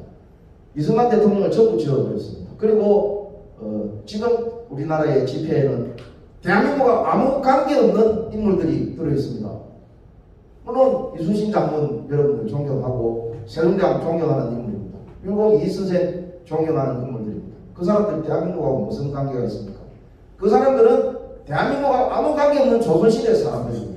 조선은 10%의 양반 밑에서 한 30% 정도 되는 상민과 60% 정도 되는 노비로 구성된 농노제 봉건 노비국가였습니다. 왜 그 봉건 노비국가의 그 사대부 그리고 또 봉건 왕조를 우리가 존경하면서 그 사람들 지폐를 보고 살아야 됩니까? 이거는 정말 잘못되었습니다. 92년도에 윤영삼 대통령이 취임을 했습니다. 취임사에서 무슨 얘기를 했느냐? 어떤 동맹도 민족보다 나을 수는 없다. 이렇게 얘기를 했습니다. 국가는 민족으로 구성되는 것이 아닙니다. 국가는 생각이 같은 국민으로 구성되는 것이 국가입니다. 왜 우리가 때려 죽여야 될 공산당을 민족이라는 이름으로 그놈들과 같은 생활을 해야 됩니까? 전두환 대통령까지 해서 공산당들을 완전히 작살을 냈습니다. 작살을 내갖고 바닥에 엎드리게 만들었던 것을 김영삼 대통령이 좌파가 스며들었습니다. 좌파가 스며들어갖고 상당 합당이라는 허울로 갖고 들어와가지고 대통령이 되었습니다. 33% 대통령이죠. 대통령이 되어갖고 종북 좌파 주사파놈들을 92년도에 끌어올려갖고 지금의 이 잘못된 나라를 만들었습니다. 악의 단초는 김영삼이 시작했습니다, 여러분. 김영삼이가 제대로 된 지도자였으면 지금 부산은 싱가포르 같은 그런 도시국가로서 옛날에 그 이스탄불, 비잔티움 같은 로마 같은 그런 도시국가가 되었을 것인데 김영삼이 지 대통령 되겠다는 대통령병에 의해서 이 부산 시민들을 거지로 만들어 갖고 지금 여러분들이 고통 속에 살고 있게 만드는 것입니다. 중앙청을 김영삼이 95년도 폭파시켰습니다. 대만 총독부가 있고 만주 관동군 사령부가 있었고 많은 만주국이 있었고 또 필리핀에도 일본 일제가 진출했던 기록들이 있습니다. 버마에도 역시 남아 있습니다. 1930년대부터 40년대가 일본은 지금 미국 같은 대제국이었습니다. 그 대제국이 건설했던 그 기록물들을 김영삼 이해 나라에서는 전부 보관을 하고 있습니다. 그게 아프든지 좋든지 간에 기록으로 남겨서 우리 후손들에게 물러줘야 할 역사들입니다. 김영삼이 중앙청을 왜 폭파시켰냐? 일제 잔재 같은 소리 하지 마십시오. 중앙청은 일제식 건물이 아닙니다. 중앙청은 바로 그 양식의 건물입니다. 대한민국의 건국의 역사가 중앙청에 있습니다. 이승만 대통령이 1948년도 대한민국을 유엔으로 승인받고 정부 수립 발표식을 한 자리가 중앙청 앞입니다. 여러분 그 중앙청에 이승만 대통령의 기록들이 모든 기록들이 거기 다 남아있는데 김영삼이 그 이승만 대통령의 건국의 기록을 지우기 위해서 중앙청을 폭파시켰다고 저는 봅니다. 여러분 김영삼이가 중앙청을 폭파시킬 때 저도 그 생각을 못했습니다. 아까 우리 최대일 대표님 말씀하신 대로 공부가 부족했기 때문이죠. 김일성이가 일본하고 독립운동을 했던 것도 아니고 저승질한 것을 이승만 대통령이 그게 약간의 잘못이 있습니다. 우리나라가 한반도에서 일본 제국과 독립운동을 했다는 기록이 좀 있어야지만이 패전국 국민이 아닌 프랑스처럼 레지스탕스 활동을 했던 기록을 가져야지만이 성정국 협상에서 한 자리 끼어서 땅따먹기를 할 수 있습니다. 그게 없이 우리는 전부 조선 사람들은 일본 제국의 조선 총독부 백성들이었기 때문에 패전국 백성일 수밖에 없기 때문에 그런 어떤 비애를 안고 갈 수밖에 없는데 이승만 대통령 그 기록이 없다 보니까 조그만 거라도 찾아야 됩니다. 그 뭐 봉오동 전투하는데 무슨 전투입니까? 마적들이 그 노랗지라도 일본군 정비군을 상대로 어떻게 이길 수, 관동군을 상대로 이길 수 있는 마적들이 어디에 있습니까? 그 김일성 집단도 역시 마찬가지입니다. 그런 기록들을 이승만 대통령이 부풀렸죠. 부풀려갖고 미국하고 협상하면서 우리가 이런 기록이 있으니까 한국을 독립을 시켜줘야 된다. 그거를 도와줬던 사람이 장개석이지 않습니까? 그 협상을 했던 것이 전부 이승만 대통령이 미국에서 공부하고 그 어른이 혼자서 지금 정말 혈을 단신으로 전 세계를 다녔지 않습니까? 다니면서 군대 없이 나라를 세운 기록은 이승만 대통령밖에 없습니다. 이 지구상에 인구가 한 2천만, 3천만 되는 정상국가에서 군대가 없이 나라를 세운 나라는 오직 대한민국 이승만 대통령밖에 없습니다. 여러분, 제가 자유시민연합 우리 동지들께 제안을 하나 하겠습니다. 대통령 계신데서 운암공원 되찾기 운동을 자유시민연합의 과제로 한번 삼아주셨으면 하는 것이 제 제안입니다. 정말 훌륭한 분입니다. 왜? 미국은 당시에 제주도로 망명을 하라고 했습니다. 도저히 지킬 수 없습니다. 3일 만에 전부 다 함락이 되고 이미 전라도 지역은 인민위원회가 6월 25일 날 구성이 됐습니다. 전쟁 터지자마자. 그래서 미국 정보부에서 도저히 안 되겠다 판단하고 이승만 대통령을 제주도로 보내는 이승만 대통령은 부산이 상업도시라는 걸 알았습니다. 전쟁이 일어나면 로링입니다. 로링. 이승만 대통령이 상업은 로링입니다. 국제시장에 깡통시장에 여러분 부가 전부 축적이 된 겁니다. 그거를 이승만 대통령이 알았기 때문에 임시정부를 부산으로 이전하신 겁니다. 여러분 운암공원 되찾기 제가 운암공원 되찾기 하면 되찾기 제거 좀 해주시기 바라겠습니다. 운암공원 되찾기 감사합니다. 다음은 남해에서 오신 이철호 원장님이십니다. 이 원장님께서는 남해 치과위원회 원장으로서 지역 주민들에 대하여 어려움을 통한 사회활동을 많이 해오셨고 국민의힘 경남도당 부위원장으로서 적극적으로 정당 활동을 하고 있습니다.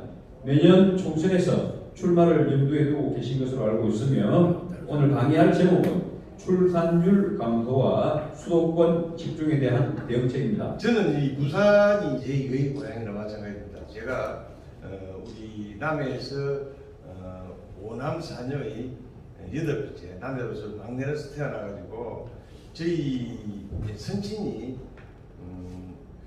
그 당시 한국에는 치과대학이 없었기 때문에 오사카 치전에서 학업을 마치시고 한국으로 들어와가지고 해방이 되기 전에 한국에서 그 경성치전이 서울치과대학 전신입니다. 거기서 처음으로 수료를 하고 국가고시 1회 합격하셔가지고 치과서 면허번호 41번을 취득을 합니다.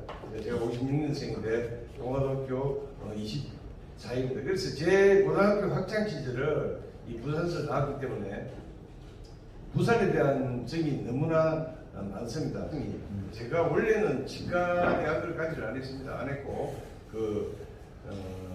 다른 과를 전공을 하고 있다가 제가 원래 경희대 학교 화학과를 제가 이렇게 다니고 있었습니다. 그때 뭐 화학에 뜻이 있어서 간 게 아니고 경희대학교 치대 시험을 쳐가지고 떨어져가지고 이지맘으로 이렇게 되다 보니까 제가 대학을 다니면서 갈등을 굉장히 많이 느꼈습니다. 그래서 이 학교를 다녀야 되나 말아야 되나 이런 갈등을 느끼면서 제가 부전공으로 경영학을 하면서 그 당시 그 무역사 시험 준비를 쭉 하고 있었습니다. 그 학교 다닐 때 저희 아버님이 항상 이야기를 하면서 하시는 말씀이 김대중이 우리 박정희 대통령이 삼성계열하고 유신을 할 때 제가 그 무렵에 대학 시험을 칠 때 유신헌법을 착착하게 외웠어요. 그래서 거기에 대해서 저희 아버님하고 많이 다투기도 했고, 그런데 박정희 대통령 독재를 해서는 안 된다고 이렇게 이야기하면은 김영삼이 김대중이가 우리나라를 끌고 갈 수 있는 능력이 안 되기 때문에 유신이라도 하는 거라고 내가 설득을 하고 다투고 막 싸웠던 그런 기억들이 납니다. 그런데 세월이 지나고 내가 나이가 들어보니까 우리 돌아가신 선친의 말씀이 참 옳았구나.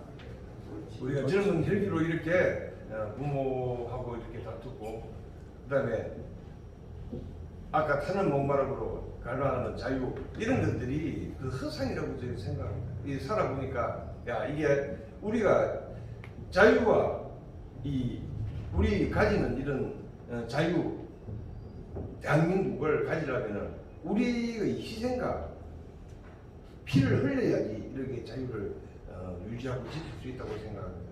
그래서 저는 그런 것 때문에 이제 대학을 다니면서 군대를 갔다 오고 나니까 저는 이제 무역사 시험 준비를 공부를 이제 그때부터 본격적으로 하기 시작했는데, 저희 형이 아까 그 무렵에 아까 중앙정보부 공채 1기로 들어가 저랑 같이 하숙을 하면서 우리 선친한테 우리 막내가 보니까 다른 공부를 하고 있는데 자기가 학원 담당하니까 졸업을 1년 남겨놨는데 졸업하고 나면은 학사 편입을 시켜가지고 지대를 보내는 게 좋겠다. 형이 이제 아버님한테 이야기를 해서 제가 방학 때 내려가니까 그게 겨울 방학 때 내가 자식이 9명 있는데 내 업을 이어받을 자식이 아무도 없다. 그런데 너희 형이 마침 중앙정보 학원 담당을 하니까 졸업을 1년 남기고 1년만 지나고 나면은 지대로 학사 편입을 시킬 수 있다고 하니까 그렇게 해라 해서 제가 이런 이야기 거절했습니다. 아버님이 저한테 치대를 가기를 원하신다면 저한테 치대를 네가 갔으면 좋겠다고 그렇게 저한테 말씀을 하십시오. 그러면 아버지 뜻 따르겠습니다. 그래가지고 학사 편입은 그 대신 안 하겠습니다. 그래 그에 제가 경희대학교 다니는 학교를 자퇴를 하고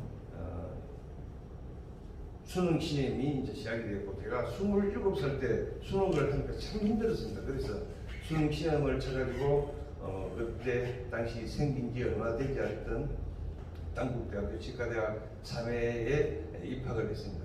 그래서 제가 살아온 것 중에 가장 잘한 게, 제가 만약 형의 도움을 얻어가지고 그렇게 학사 편입을 했다면 평생 내한테는 그게 큰 상처로 남았을 건데, 제가 떳떳하게 내 힘으로 시험 쳐가지고 치과대학을 이렇게 들어갔다는 데 대해서 내가 참 잘한 선택이다.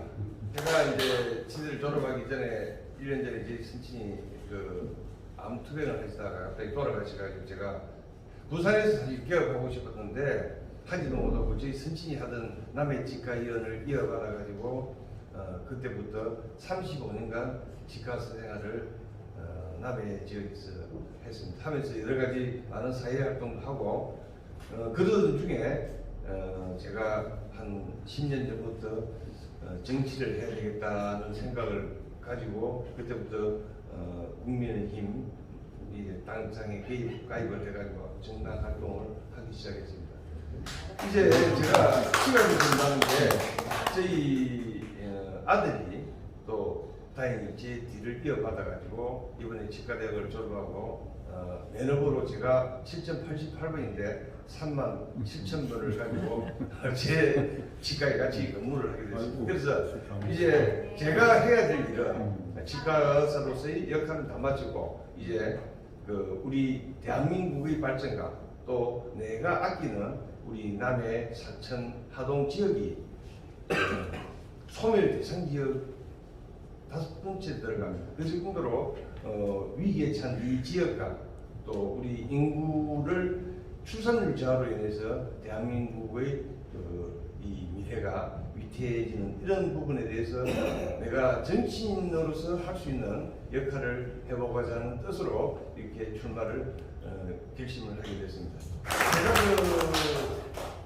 제가 어릴 때 저희 남해군이 인구가 14만 정도 됐습니다. 그리고 제가 치대를 졸업하고 지역에 가서 치과사 생활할 때 인구수가 11만이었습니다. 지금 저희 남해군의 인구 숫자는 4만이 위협하고 4만 2천도 안 됩니다. 그리고 고령화율이 공식적인 고령화율이 42%입니다. 그래서 이미 출산율을 높여가지고 우리 남해 하동도 마찬가지고 사천도 마찬가지고 출산율을 높여가지고 지역의 인구를 증가시키는 시기는 이미 끝났다. 그래서 끝나서 다른 방법으로 지역의 인구를 늘리고 활성화시키는 방법으로 해야 된다는 생각을 합니다. 그리고 그 역시 또 내 제2의 고향인 부산도 마찬가지입니다. 그 뒤따라가고 있습니다. 지금 우리 대한민국의 출산율이 0.87까지 내려옵니다. 지금 그래서 인류 역사상 한민족이 출산율이 0.9 이하로 내려온 적은 우리 대한민국 한민족이 유일합니다. 그래서 이게 이 상태로 가면은 우리 대한민국은 이제 지구상에서 우리 민족이 사라지는 이런 결과를 맞이하게 되는 엄청난 무서운 재앙이 우리 앞에 닥쳐오고 있습니다.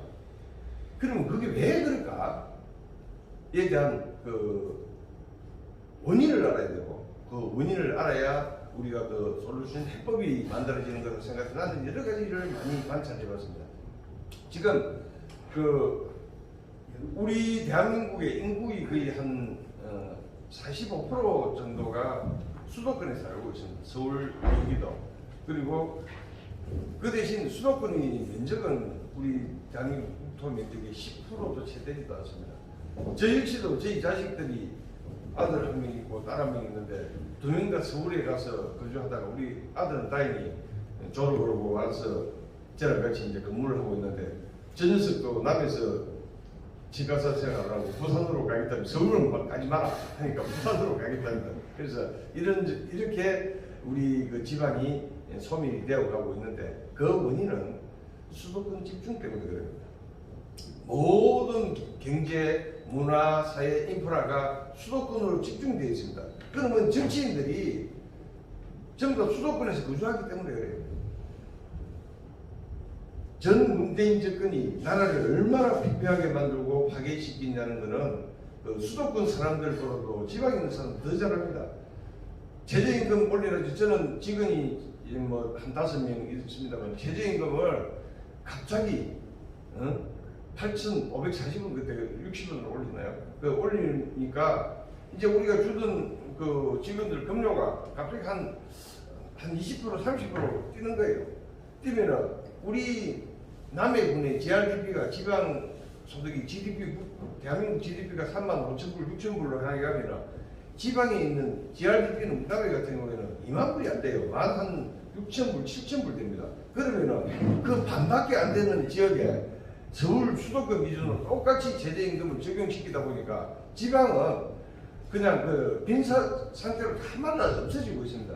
이렇게 그 지방이 홀대당하고 있고 모든 정책의 중심은 수도권으로 위주로 하다 보니까 사람은 내 애를 수도권에 있으면 젊은 애는 전부 다 수도권으로 다 항해가면서 전대합니다. 그러면은 이 젊은이들은 수도권에 있다 보면은 이제 굉장히 치열해요. 인간은 두 가지 본능을 가지고 있습니다. 자기 개체를 유지시키는 개체 유지의 본능이 있고 종족 유지의 본능, 두 가지가 가장 우리 인간이 가지고 있는 근원적인 본능입니다. 수도권에 가니까 경쟁이 심하고 하다 보니까 젊은이들이 이제 직장을 가지고 결혼을 하게 되면 그 서울에 있는 자식들이 잘 사는 집 자식들은 5살, 6살 때부터 영어학원에 보내면은 한 달 영어 가입비가 200만 원이라고 그래요. 영어만 합니까? 여러 가지 하다 보면은 자녀 한 명당 보통 나가는 평균 가입비가 400에서 500이 나간다. 그러면은 월급을 받고 둘이서 같이 부부가 같이 돈을 벌더라도 맞벌이를 하더라도 자식 하나 키워가지고 놓으면은 옆에 잘 사는 집 보통 중산층이라 해도 전부 다 그렇게 자식들 교육을 시키는데 그게 상대적인 박탈감 때문에 차라리 낳지 말자. 그래도 낳더라도 한 명만 낳자. 한 명만 낳고 우리도 저만큼 키우자. 이렇게 하다 보니까 출산율은 급격하게 떨어집니다. 그래서 이제 자식은 안 놓은 포기를 하게 되면은 이제 강아지 양껏 다니면서 한 명 하나 모자라면 2명, 3명 이렇게. 그래서 강아지들이 보면은 젊은 부부들이 보면은 강아지 전부 다 2명 내지 3명을 안고는 자식이 없는 강아지. 그래서 이제 이게 그러면은 이렇게 수도권이 비대화되고 집중화되면서 우리 젊은이들이 몰리고 있으면 젊은이들이 자식을 안 놓으려고 그래요. 그러면 그게 어떻게 해야 되느냐? 이제 수도권의 집중화 현상을 지역으로 분산을 시켜야 되는데 지역의 그 선도 아주 중심적인 도시를 수도권 못지않게 이런 중심 도시들을 키워가야 됩니다. 그 중에 제일 가장 크게 앞장서 가지고 커져야 될 도시가 바로 부산입니다. 부산을 위주로 또 새로운 젊은이들이 모이는 이런 도시가 형성이 됨으로써 이제 서울 경기권에만 있던 이런 문화가 지방으로 이렇게 퍼져나오면서 젊은 사람들이 지방에서도 충분히 자식을 잘 키울 수 있고 하면서 자식을 또 나오면서 상대적으로 자식을 키우는 비용도 줄일 수 있는 이런 계기가 돼서 꼭 지역에 있는 거점 도시들을 육성해야 되겠다. 우리 부산 거기에 가장 최적화된 도시라고 저는 그렇게 생각합니다. 그래서 이제 부산이 이렇게 커지게 되면은 지방은 무엇을 해야 되느냐? 지금 거제도와 남해를 비교해 보면은 거제도와 남해가 1960년대에 인구수가 비슷했습니다. 그렇지만은 이제 거제도에 조선 3사가 들어옴으로 인해 가지고 거제도는 인구 30만을 지금 막 돌파를 하려고 있고 남해는 인구 4만을 위협받고 있는 이런 실정입니다. 그래서 지역에 젊은이들이 일할 수 있는 일자리를 이렇게 많이 유치를 해야 된다. 전부 다 일자리도 전부 다 수도권으로 동작으로 다 돼 있어요. 그래서 지금 수원이라든지 오산이라든지 동탄이라든지 이쪽에는 삼성망고가 있으니까 반도체 밸류를 등하면서 그 다음에 계속 내려오면서 수도권이 확장이 되고 있어요. 이천으로 내려오면서 계속 평택까지 그렇게 되면은 이제 우리 이 부산이 점점 상대적으로 외소해지고 인천이라든지 그 수도권 유의가 커지는 겁니다. 그래서 그걸 단절을 해야 돼요. 이번 정부에서. 그래서 저는 이렇게 이번에 총선 출마를 준비하면서 지역을 살리고 우리 수도권 인구를 분산시키고 수도권 집중화 행사를 막아야 되겠다 하는 생각을 맨 먼저 하고 있습니다. 그 문재인 정권이 나라를 얼마나 망가뜨렸습니까? 원전 생태계도 없앴고 우리나라를 저 사람은 대통령 된 게 나라를 망치기 위해서 된 사람 같아요. 그래서 그 어렵고 힘들었던 그 선거를 우리 저번에 대통령 선거에서 윤석열 정부를 저희 자유 시민들이 우파 세력들이 탄생을 시켰습니다. 0.7%인가 이렇게 제 장은 못 잡습니다. 자유 우파 세력들이 정권을 되찾았지만 정권을 되찾지만 아직까지도 완성이 아닙니다. 지금 저 여의도에 가면은 지금 그 우리 금수왕박을 부르짖고 방탄국회로 긴을 치고 있는 이 국회의원 문의를 쓰고 있는 흡혈귀들이 거기 있습니다. 제가 국회로 가면은 그 한 명 한 명 방대를 할 겁니다. 그래서 우리 이제 두 번째 해야 될 게 첫 번째 관문 우리 윤석열 정권을 탄생시키고 저번에 우리 지방 정권의 합성을 거뒀습니다. 세 번째는 이제 자유로 총선이 우리 우파가 해야 될 퍼즐의 세 번째 퍼즐인데 압도적인 그 승리를 해야 됩니다. 그래서 자유 우파 세력들이 전부 다 단결됩니다. 오늘 이런 자유시민연합에 대한 세미나도 이런 뜻을 같이 모은 동기들이 이런 생각들을 나누고 결집하고 해가지고 우리가 다음 총선을 합성을 할 수 있도록 그 분위기를 띄워가는데 우리 이 자리에 있는 자유시민연합 동기들이 먼저 앞장서 주기를 부탁드립니다. 내년 총선의 승리를 하고 나면 그 다음에 해야 될 게 우리 윤석열 정부가 하는 3대 개혁이 있습니다. 지금 열심히 하고 있는데 첫 번째가 노동개혁입니다. 제가 지금 정리를 하는 과정이지만은 뭐 잘하고 있습니다. 노동개혁 철저히 해가지고 그 해야 되고 또 두 번째 우리 자식들한테 그 세대의 빚을 미래 세대의 빚을 주서는 안 됩니다. 그래서 연금개혁 해야 됩니다. 그 인기 없는 정책이지만은 꼭 해야 됩니다. 그걸 하고 계시고 세 번째 교육개혁입니다. 정교조들이 해가지고 그 백지 같은 우리 젊은 자식들한테 세뇌를 하는 교육개혁 이렇게 이 세 가지 3대 개혁을 지금 완성을 하기 위해서 열심히 하고 있습니다. 그래서 저는 거기다 더붙어 좀 더 하고 싶은 개혁이 이제 그 언론 개혁입니다. 언론이 너무 작용하고 있어가지고 언론 개혁도 따라서 붙였으면 좋겠고 그 다음에 우리 사법부 개혁을 해야 된다고 생각합니다. 그래서 이런 개혁을 완성하기 위해서 단 사회로 총선에서 꼭 승리를 가지고 있고 그렇게 함으로써 최종적으로 다음 윤석열 정권이 마칠 때 성공한 대통령으로 모시면서 다시 정권 재창출의 밑거름이 될 수 있도록 우리 모두가 노력해서 합니다. 대단히 감사합니다. 다음 강의하실 분은 정상모 박사님이십니다. 정 박사님은 의학 박사로서 화신사회대학교 부교수님으로 계시고 내년 총선에 출마할 의사를 가지고 있는 것으로 알고 있으며 오늘 강의할 제목은 따뜻한 동행, 모두가 행복한 사회입니다. 정상모 박사님 모시겠습니다. 저는 30년이 넘게 교육계 종사를 했습니다. 제가 21대 총선에서 후보를 뛰면서 선관위에 무지불려다녔거든요. 그래서 저는 대한민국에서 제일 엄격한 법률이 선거법이라고 보고요. 제일 형편없는 법률이 선거법이라고 봅니다. 왜냐하면 해석하기 나름이에요.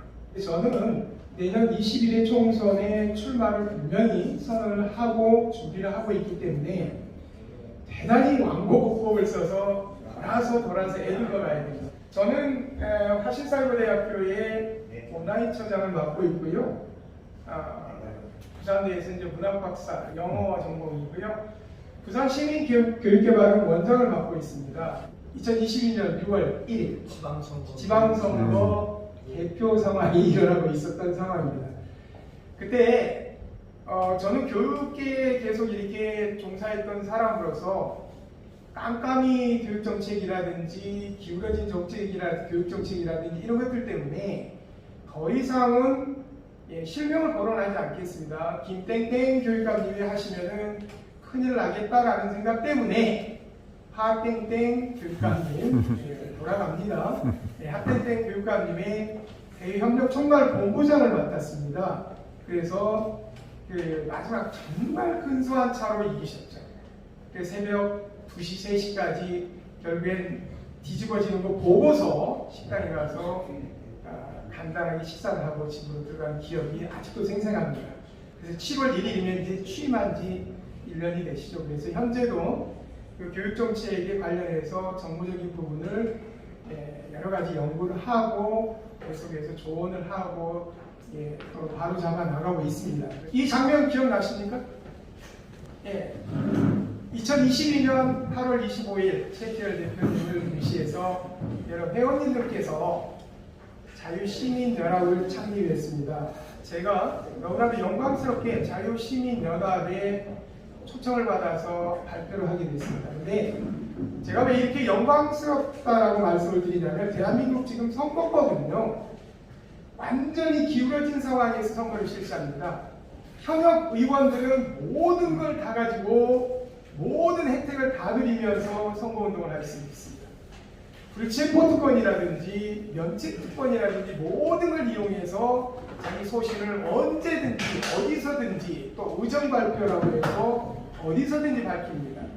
하지만 정치 초년생들은 자기 얘기를 할 자리가 없습니다. 조금만 얘기하려고 하면 선거법 위반이라고 선관위에서 제재를 하고요. 그리고 조금 더 깊이가 강도가 언어가 세지면은 바로 불러드립니다. 그리고 나중에 그게 뭐죠? 100만 원 이상 넘어가면 당선이 돼도 의미가 없습니다. 그래서 저는 부산 시민연합에서 이 자리를 마련해 주신 것에 대해서 제가 참 눈물이 날 정도입니다. 그래서 저는 1964년생입니다. 제가 중학교 2학년 때 자유대한민국의 기치를 바로 세우려면 전문 정치인 시대가 열려야 된다. 그래서 나는 지금부터 전문 정치인이 돼야 되겠다라고 중학교 2학년 때부터 마음을 먹었습니다. 고등학교를 졸업하고 나는데 대학 갈 등록금이 없어서요. 결국엔 고등학교 3학년 2학기 기말고사를 치르고 구로공단으로 갔습니다. 구로공단으로 가서 12시간 교대 근무를 하다가 군대를 갔고요. 군대는 22사단, 그 사범아리사단 있죠. 통일전망대 앞에 22사단에서 근무를 하고 제대를 하고 다시 사회생활을 시작하는데 역시 녹록지가 않습니다. 저를 받아주는 곳이 없었습니다. 동아건설 직원으로 승주 중학대 건설 현장에서 한 1년 정도를 살았는데요.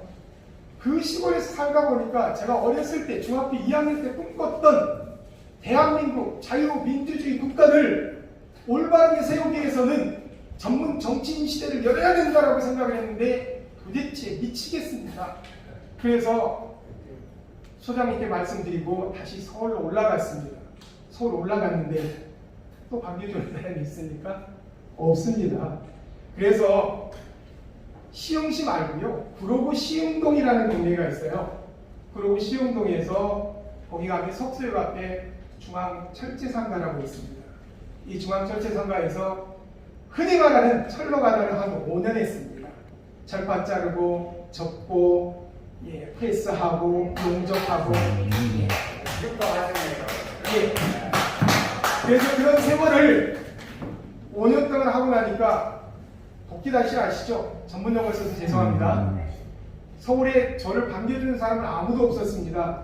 그래서 회사 빈 사무실에서 스치로폴 한 장에 혼입을 줬고 복귀다시에서 5년을 살다 보니까 또다시 생각이 나는 것입니다. 중학교 2학년 때 내가 꿈꿨던 그 꿈은 어디로 갔는가? 그래서 1989년 2월 14일 날 한숨도 못 자고 밤새 큰 눈을 지새고 2월 15일 날 바로 사표 내고 노량진에 가서 중앙하고 등록해서 9개월 동안 공부해서 동국대학교 정치 외교학과를 들어갔습니다. 그리고 대학을 들어가니 나이 많은 만학과 아닙니까? 그때 당시가 1990년입니다. 데모가 엄청 심했을 때입니다. 저는 정치외교학과 학생입니다. 그리고 학생들이 말하기를 대부라고 했어요. 나이가 많으니까. 근데 결국엔 저는 회색군자로 계속 남을 수밖에 없었습니다. 제 가치와는 맞지 않았습니다. 그래서 죄송하게도 제가 586 세대인데 데모 현장에는 제가 한 번도 가본 적은 없습니다. 사소한 거는, 그리고 지역적인 거는 지나가야 된다고 생각을 했습니다. 그리고 졸업을 하는데 갈 데가 없죠. 또 왜 그랬습니까? 옛날에는 모집 공고가 나면 만 28세 미만 이렇게 맞지 않습니까? 제가 졸업할 때가 32였습니다. 그래서 모 국회의원 비서관 생활을 했습니다. 제 아는 선배가 부산에서 학원을 했는데 자기 학원에 영어 강사를 그만뒀대요. 갑자기. 그래서 일주일만 봐달라고 해서 제가 원래 학교 다니면서도 과외하고 학원 강사하고 진짜 하루에 3시간 이상 안 자고 고생고생해서 가족을 먹여 살리면서 대학 다니고 했거든요. 그 나이에. 그래서 일주일 동안만 봐달라고 했는데 그 일주일이 안 끝나서 지금 이 자리에 서 있습니다. 우연찮게 학원 강사를 하게 됐고 학원 원장을 하게 됐고요. 그러다 40이 넘어가는데 또다시 생각납니다. 중학교 2학년 때 내 꿈은 어디 갔는가? 예. 그래서 42의 나이에 부산대학교 일반대학원 영어 영문학과를 가서 12년 만에 박사학위를 받았습니다. 제가 택한 것은 3번 따뜻한 동행 모두가 행복한 사회입니다. 왜 이걸 택했냐면 우리 정성문 부사장님께서도 말씀하셨고 그리고 이철호 원장님께도 말씀하셨던 부산이 지금 이 지경이 된 게 왜 그런가라는 것입니다. 바로 그거는 위정자들이 지휘를 안 해서 그렇습니다. 그래서 오늘 이 자리에 와서 제가 최태열 대표님의 그 깊이 있는 학식과 노력, 로드에서도 많이 뛰셨지 않습니까? 그 노력을 숭고하게 받아들여서 자유민주주의 대한민국을 바로 세우는 데에 혼신의 힘을 다하겠습니다. 이번에 반드시 승리하겠습니다. 따뜻한 동행, 모두가 행복한 사회 만들기 32개 세무사항이 있습니다. 이거는 국정과제이기 때문에 제가 변화시킬 수가 없습니다. 약속 9부터 시작해서 13까지 내용입니다. 제가 왜 이거를 내년 21대 총선의 테마로 삼았냐면요. 부산이요. 앞에 연사분들께서 다 말씀을 하셨지만 대한민국 제2의 도시 아닙니까? 정말 그렇게 얘기하기가 부끄럽습니다. 인천이 부산을 앞지르고 있습니다. 그것도 사정없이 앞지르고 있습니다. 이게 결론은 뭐냐? 이념도 좋고 사상도 좋습니다. 그런데 일단 먹고 사는 문제 해결해야 되겠죠. 정말 먹고 사는 문제 해결 못하면요 한 게 없습니다. 먹고 사는 문제를 젊은이들이 해결해줘야 이들이 아까 이천 원장님 말씀하셨던 것처럼 부산에 젊은이들이 모여들고 사람이 모여들고 그리고 먹거리가 있어야지 부산이 발전을 하고 아이도 낳고 자자손손 번영을 할 수 있다는 것입니다. 저는 지난 2022년 6월 1일 지방선거 제가 아까 말씀드렸던 모 교육감 캠프에서 대외협력 총괄본부장을 맡은 이후로 선거 끝나자마자 바로 저는 총선체제로 접어들어서 후속을 마련했습니다. 인구 17만여 명이 되는 도시입니다. 인구 17만이 넘는데 극장이 하나 없습니다. 진정으로 우리 백성들이, 주민들이, 국민들이 먹거리를 해결하고 최소한의 사치를 누리고 살 수 있을 정도는 마련해 주는 게 위정자들의 역할입니다. 저는 일을 하려고 출마를 결심한 겁니다. 그래서 그 지역에 대한 철저한 조사를 지역의 향토사, 인물사 모든 것 지역민들이 어떻게 살고 있는지 지금까지 경제가 어느 정도 성장을 했는지 얼마나 쇠퇴했는지 철저하게 분석을 하고 있습니다. 생뚱맞게 웬 머리 그림입니까? 근데 여러분들 보시기에 왼쪽에 있는 게 4개월 전에 제 머리입니다. 오른쪽에 있는 게 현재 제가 이걸 보여드린 이유는 제가 머리카락이 났다라는 걸 보여드리려는 게 아닙니다. 이 머리가 이만큼 나려면 하나를 포기해야 됩니다. 저는 집사람한테 당부를 했습니다. 너 이거 포기할 수 있니? 왜냐? 나는 우리 주민들이, 시민들이, 국민들이 원하는 모습으로 서야 되기 때문에 4개월이면 저렇게 머리 납니다. 일을 하려고 맘먹으면 얼마든지 일거리가 있고 얼마든지 발전시키고 얼마든지 주민들의 삶을 향상시키고 변화시킬 수 있다는 얘기를 제가 하려는 것입니다. 조직력은요, 지역발전에 다양한 네트워크를 구축했습니다. 작년 7월 이후로 세포조직은 한 300여 개를 개발했고요. 단체는 한 40여 개를 개발했고요. 그 지역의 전 구의 의장님부터 시작해서 민주당 전 의원까지 다 찾아냈습니다. 민주당 전 의원님께서 아니 나는 민주당이고 내가 민주당에서 핵심적인 역할을 하는데 왜 날 찾아왔어요, 정 교수? 일을 하려는데 좌파고 우파고 민주당이고 국민의힘이고 어디 있습니까? 일단은 어르신들에게 인사는 드려야죠. 그랬더니 싸가지 없는 놈, 싸가지 있습니다. 예, 그래서 끊임없이 저희는 계속 개발하고 해서 정계, 재계, 학계, 문화계, 노동계 제가 철로 바닥을 5년 했습니다. 샤링도 할 줄 알고요. 48, 900판도 알고요. 제가 학원 할 때 예, 우리 관리과장이 야, 그 48, 900판 가지고 막아봐 했더니 깜짝 놀랍니다. 이걸 어떻게 하세요? 철로 가다가 5년 했다니까요. 예, 그래서 저는 지력과 전투력과 조직력을 갖춘 일꾼으로서 여러분들과 함께 부산의 미래와 대한민국의 미래를 참 빠졌습니다. 이철호 원장님과 함께 꾸려가도록 하겠습니다. 그래서 제 인생의 좌우명은 진인사 대천명입니다. 어쨌든 사람의 할 도리를 다 하고 나머지는 하늘에 맡기는 겁니다. 우리 윤석열 대통령께서 대통령이 될 거라고 누가 상상이나 했겠습니까? 자유우파들이 열심히 노력을 해서 윤석열 대통령께 힘을 실어드렸고 그리고 나머지 결정은 하늘이 했습니다. 네. 저는 그렇게 믿습니다. 적어도 국회의원 정도 되고 국가 원수가 되려면 하늘이 믿어줘야 된다고 생각합니다. 맞습니다. 네. 그래서 공정과 상식이 통하는 사회, 자유주의와 시장경제가 활성화되는 사회를 만들기 위해서 내년에 좀 표준어를 쓰겠습니다. 새빨치게 뛰겠습니다. 이 그림 보이십니까? 이렇게 계속 얘기해도 열변을 토하고 시간을 초과해서 눈치 봐가면서 얘기해도 여러분들이 등 돌리고 딱 나가면 누구였어? 이름 기억 못하시지 않습니까?